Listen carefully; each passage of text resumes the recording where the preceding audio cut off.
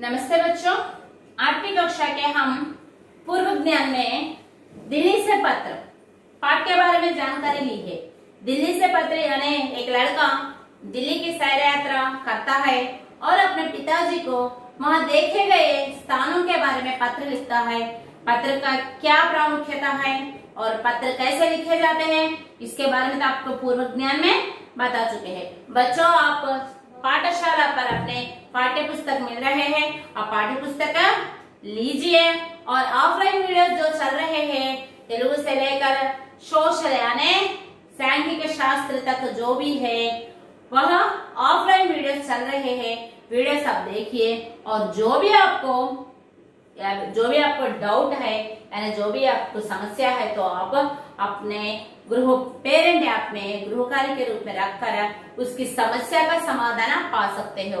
तो बच्चों, हमको 8वीं कक्षा के छात्र अपने हिंदी पाठ्य पुस्तक निकालिए। हम पहले पूर्व ज्ञान में हमें दिल्ली से पत्र यह पाठ के बारे में जानकारी दी है।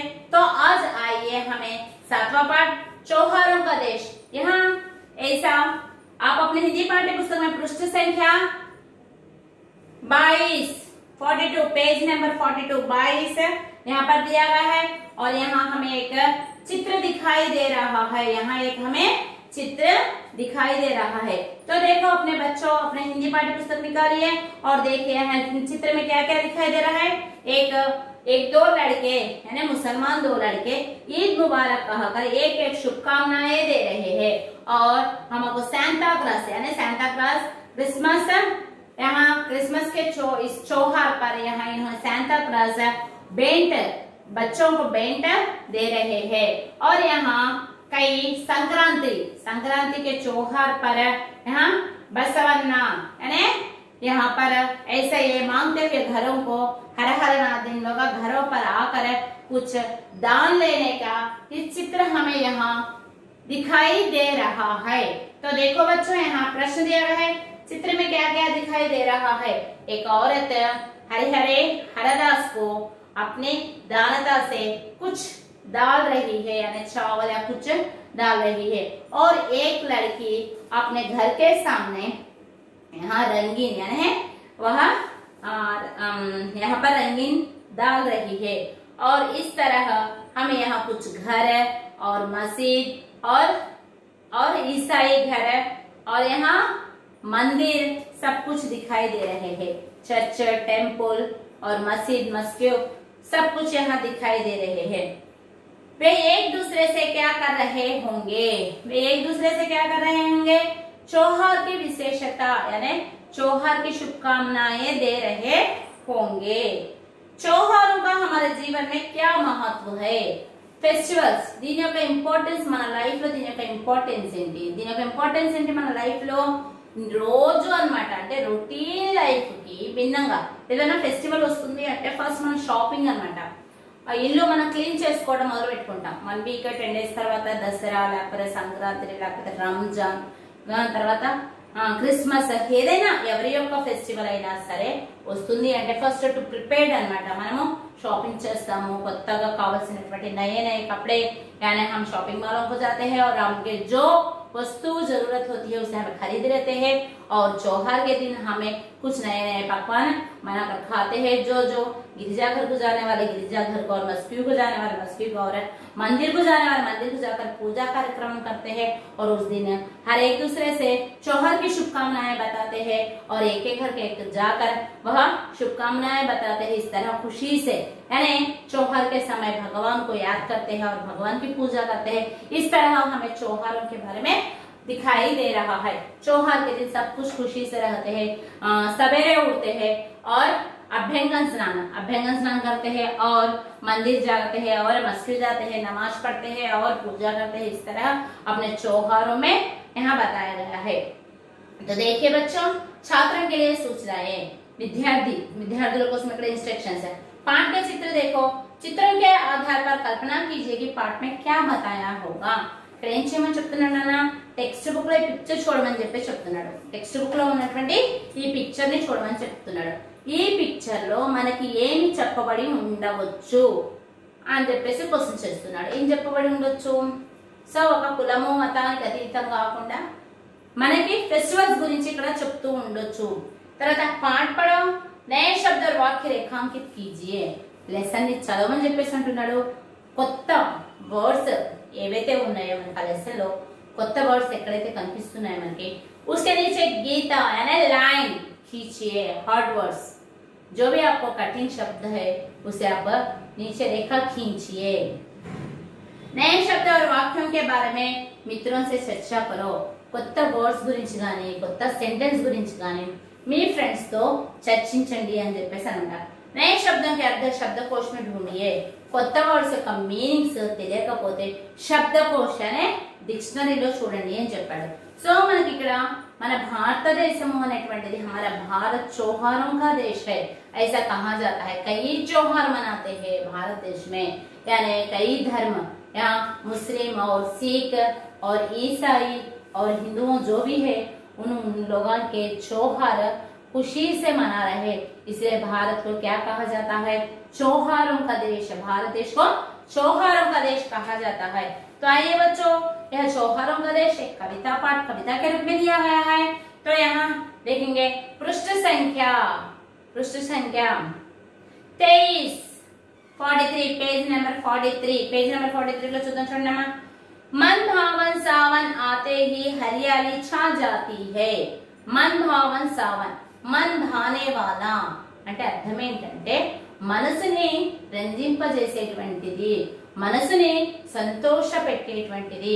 ఎప్పుడైతే శ్రావణ మాసం వస్తుందో, శ్రావణ మాసంలో మన మనసు ఎంతైతే సంతోషంగా ఉల్లాసంగా ఉత్సాహంగా ఉంటుందో, मन भावन सावन आते ही हरियाली छा जाती है। శ్రావణ మాసం రాగానే నేచర్ ప్రకృతిలో ఏ విధంగా ఉంటుందంట? హరియాలి అంటే ఏంటమ్మా? పచ్చదనం, గ్రీనరీ అన్నమాట। సో గ్రీనరీ మొత్తం స్ప్రెడ్ అవుతా ఉంటది, చాలా చక్కగా మనకి ఇక్కడ కనిపిస్తూ ఉందన్నమాట। రాఖీ के दिन बहन खुशी से फूली नहीं समाती है। రాఖీ के दिन बहन, రాఖీ అంటే రాఖీ పండుగ ఉంది కదా। సో రాఖీ పౌర్ణమి రోజు చెల్లి యొక్క ఆనందానికి హద్దులు అనేటువంటివే లేవంట। ఎందుకంటే ప్రతి ఒక్క చెల్లి, ప్రతి ఒక్క అక్క తన సొంత తమ్ముడైనా లేదా సంథింగ్ అలా పిలిచేటువంటి కజిన్స్ ఎవరైనా ఉన్నా గానీ తనకి వరుసైనటువంటి వాళ్ళు ఆ రాఖీ పౌర్ణమి రోజు రాఖీ కట్టించుకొని వాళ్ళ దగ్గర నుంచి మాట తీసుకోవడం అన్నమాట। రాఖీ కడుతున్నది అంటే నువ్వు నాకు రక్షక కవచం లాగా ఉండాలి అని చెప్పేసి ఆ సిస్టర్ తనని అడిగినట్లు రాఖీ కట్టించుకుంటున్నాడు అంటే ఆ బ్రదర్ తను మాట ఇస్తున్నాను అనమాట, నీకు సర్వదా నేను రక్షణ కవచంగా ఉంటాను అని ఆ అన్నయ్య తమ్ముడు ఆ అమ్మాయికి మాట ఇస్తున్నానంట। సో ఎప్పుడైతే మన మనసుని దోచేటువంటి, మన మనసుకి సంతోషంగా, మన మనసుకి ఆహ్లాదకరంగా ఉన్నటువంటి శ్రావణ మాసం వస్తుందో అప్పుడు రాఖీ పౌర్ణమి వస్తుంది। ఆ శ్రావణ మాసంలో ఎటు చూసిన పచ్చదనం అన్నమాట, గ్రీనరీ, ఎటు చూసిన చాలా ఆనందంతో మనకు నేచర్ కూడా చాలా చక్కగా అనిపిస్తుంది। ఈ రాఖీ పౌర్ణమి రోజు బెహన్ అంటే చెల్లి అన్నమాట, బెహన్ అక్క లెక్క చెల్లి। సో బెహన్ అప్ని ఫూల్ నహీ సమానా, ఫూల్ నహీ సమానా అనేటువంటిది ముహావరే వాళ్ళ శబ్ద। తన సంతోషానికి హద్దులు లేవు, అవధులు లేవు, అంత సంతోషంతో తను రాఖీ పౌర్ణమిని సెలబ్రేట్ చేసుకుంటుంది। బహన్ ఖుషీ సే ఫూలీ నహీ సమాతీ హై, సంతోషము అనేటువంటి దాంతో ఆవిడ యొక్క సంతోషానికి హద్దులే లేవు ఆ రాఖీ పౌర్ణమి రోజు చెల్లెల యొక్క అని చెప్పేసి ఫస్ట్ పాయింట్ లో చెప్పాడు అన్నమాట। నెక్స్ట్ సెకండ్, आजादी के दिवस तिरंगा घर घर पर लहराता है, वीर शहीदों की गाथाएं हमको याद दिलाता है। ఆజాదీ కే దివస్, ఆజాదీ అంటే ఏంటి? ఇండిపెండెన్స్ అన్నమాట। మనకి ఇండిపెండెన్స్ అంటే స్వాతంత్ర దినోత్సవ్। ఎప్పుడైతే బ్రిటిష్ వాళ్ళు మన దేశంలో 200 సంవత్సరాలు 200 साल यहाँ उनका परिपालन यानी पालना की है और उनको यहाँ से भगाने के कोशिश में गांधी जी और हमें कई नेताएं उनके जान भी बलिदान दिए हैं। तो उनके बलिदान की आजादी यानी 1947 अगस्त 15 कब आया है हमको आजादी? अगस्त, स्वतंत्र दिनोत्सव अगस्त 15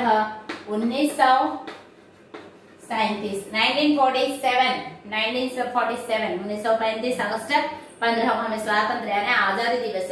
दिवस तिरंगा, इस दिन हर घरों पर और हर दफ्तर पर और हर पाठशाला पर तिरंगा झंडा, तिरंगा में मुबन्नला, 3 వర్ణాలు కలిగినటువంటి తిరంగా, 3 రంగుల త్రిరంగా అంటే 3 కలర్స్ అని అర్థం అన్నమాట। 3 కలర్స్ తో ఉన్నటువంటి మన యొక్క జాతీయ జెండా అన్నమాట, నేషనల్ ఫ్లాగ్. చూడండి ఇక్కడ మనకి 3 రంగులతో నేషనల్ ఫ్లాగ్ ఉంది. సో తిరంగా జెండా, దివస్ తిరంగా. ఘర్ ఘర్ పర్ లహరాతా హై, లహరానా రెపరెపలాడటం. ఘర్ ఘర్ పర్ లహరాతా హై, స్వాతంత్ర దినోత్సవం అనగానే మన మనసులో మన నాయకులు అన్నమాట, ఇప్పుడు ఎవరైతే ఉన్నారో మన యొక్క నేతలు మరియు మన యొక్క లీడర్స్ అన్నమాట, ఫ్రీడమ్ ఫైటర్స్ అనే స్వాతంత్ర ఉద్యమంలో పార్టిసిపేట్ చేసినటువంటి వాళ్ళు, వాళ్ళ యొక్క బలిదానం అన్నమాట, వాళ్ళ యొక్క ఆత్మసమర్పణ చేసుకున్న దాన్ని మనం నివృత్తి చేసుకుంటూ ఉంటాము, అంటే వాళ్ళని స్మరించుకుంటూ ఉంటాము. సో ఆ రోజు మనం వాళ్ళకి సెల్యూట్ చేస్తాము, తిరంగా జెండాకు సెల్యూట్ చేస్తాము. మనం వందే మాతరం జనగణ అన్నాడు మన జాతీయ గీతాలు అనేటువంటివి మరియు జాతీయ గేమ్ అయినటువంటివి పాడుకుంటాము, నేషనల్ ఫ్లాగ్ కి సెల్యూట్ చేస్తాము. ఆ రోజు అమరవీరుల గురించి మనం స్పీచెస్ ఇచ్చుకుంటాము. ఒక్కసారి అమరవీరుల యొక్క జ్ఞాపకాలని మళ్ళీ మనం నెమరవేసుకుంటూ ఉంటామని చెప్పేసి చెప్తున్నమాట. ఘర్ పర్ లహరాతా హై, వీర్ షహీదోం కి గాంధాయే హంకో యాద్ దిలాతా హై. వీర్ షహీదోం కి అంటే వీరులు ఎవరైతే తమ ప్రాణాలని అర్పితం చేశారో వాళ్ళని మనము గుర్తు చేసుకుంటూ ఉంటాము. హంకో యాద్ దిలాతా హై, యాద్ దిలానా అంటే టు రిమెంబర్ అన్నమాట, మనం గుర్తు చేసుకుంటూ ఉంటాము. आता हर वर्ष दशहरा होते खेल तमाशे, దీపావళి पर दीपदान फूल छड़िया खेल बताशे. ఇక్కడ ఏం చెప్పడం చూడండి ఒకసారి. ఆతా హర్ వర్ష్ దశహరా, ప్రతి సంవత్సరం దసరా వస్తుంది. ఎప్పుడు వస్తుంది మనకి దసరా? ఏ మంత్లో వస్తుంది? అక్టోబర్ లో మనకి దసరా ఫెస్టివల్ వస్తుంది అనమాట. పోతే ఖేల్ తమాషా, ఈ దసరాని పురస్కరించుకొని అనేక గేమ్స్ అన్నమాట, అనేక గేమ్స్ మరియు అనేక కార్యక్రమాలు మనము ఏర్పాటు చేసుకుంటూ ఉంటాము అని చెప్తున్నాను. దీపావళి పర్ దీపదాన, ఈ దసరా అనేటువంటిది చాలా హిందువులకి చాలా పెద్ద ఫెస్టివల్ అన్నమాట, చౌహార్. సో ఇది రోజు అందరూ అన్నమాట ఒక 10 days అంటే దేవి యొక్క నవరాత్రి ఉత్సవాలు అనేటువంటివి జరుగుతూ ఉంటాయి దసరా యొక్క సమయంలో. అలా ఆ నవరాత్రి ఉత్సవాల్లో అందరూ కూడా పార్టిసిపేట్ చేస్తారు, పూజలు చేస్తారు దేవిని రోజుకొక ఆకారంలో అన్నమాట, సరస్వతి, లక్ష్మి. సో అలా ఆకారాలతో కొలుచుకుంటూ ఉంటారు, అది దసరా యొక్క విశేషత. నెక్స్ట్ చూడండి, దీపావళి పర దీపదాన్. దీపావళి అనే అశిష్టమైనటువంటి ఫెస్టివల్ అన్నమాట, बच्चों को बहुत यहाँ पसंद त्योहार है, क्योंकि हर त्योहार बड़ों का है तो यहाँ दीपावली यहाँ बच्चों का त्योहार है। यानी फूल छड़िया जलाते हैं और कई तरह अपने खुशियों को बांट लेते हैं। दीपावली पर दीपदान यानी कुछ लोग दीप भी दान देते हैं। फूल छड़िया खील बताशे, या फूल छड़िया सवेरे उठते हैं और अभ्यंग स्नान करते हैं, मंदिर जाते हैं, मंदिर जाकर पूजा करते हैं दीपावली के दिन, और कई तरह तरह के पकवान बनाते हैं और मिठाई यानी मिठाई जो बनाते हैं, मीठा जो बनाते हैं, सब मिलकर एक साथ घर भर मिलकर एक साथ भरपेट भोजन करते हैं। और दीपावली के शाम को दीपों से अपने घरों को सजाते हैं और बच्चे सहजता से बच्चे अपने फूल छड़िया और पटाखे जलाने में निमग्न हो जाते हैं और उनके माता पिता उनको देखते हुए खुशी इधर उधर देखने पर खुशियों से ही भरा हुआ है। ऐसा हमें यहाँ हम अब तक कितने त्योहारों के बारे में बताया है बच्चों, यानी हमें राखी पौर्णमी के बारे में बताया है, और इंडिपेंडेंस स्वातंत्र दिनोत्सव यानी आजादी दिवस के बारे में बताया है, और दशहरा त्योहार के बारे में बताया गया है, और दीपावली के त्योहार के बारे में भी यहाँ बताया है। तो बच्चों 8वीं कक्षा के बच्चों आप अपने पाठ्य पुस्तक निकालिए और जो भी आपको हम इस कक्षा में बताया है 1 या 2 बार दोहरा कर पढ़िए। जो नए शब्द है वो नए शब्द और कठिन शब्द है उनके नीचे रेखा खींचिए, और जो ना मालूम होने पर आपको अपने स्टडी मटेरियल उसमें अपने शब्दार्थ देखिए। एक बार बोलने से और आप 1 या 2 बार पढ़ने से आपको आसानी से वो शब्द या वो वाक्य आपको समझ में आएगा। तो आपको जो भी समस्या है, आपने जो भी डाउट है, तो गृह कार्य के रूप में आप रखिए पेरेंट ऐप के जरिए से, और अपने अध्यापक जो भी आपको विषय है उसके बारे में आपके अध्याय उसका समाधान देंगे। तो बच्चों धन्यवाद। और